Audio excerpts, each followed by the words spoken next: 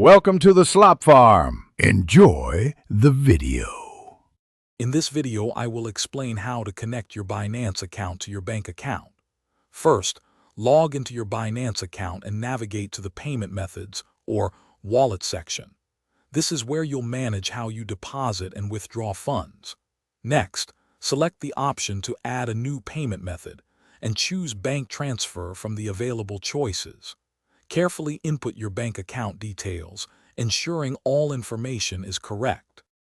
Once you've selected Bank Transfer, you'll need to provide specific details. This typically includes your bank's name, your full account number, and your routing number. It's crucial that the personal information on your Binance account, such as your name, exactly matches the details on your bank account. Double-check all the information you've entered to prevent any delays or issues with the linking process. After entering your bank details, Binance might initiate a small verification step. This could involve a tiny deposit or withdrawal to confirm ownership of the bank account.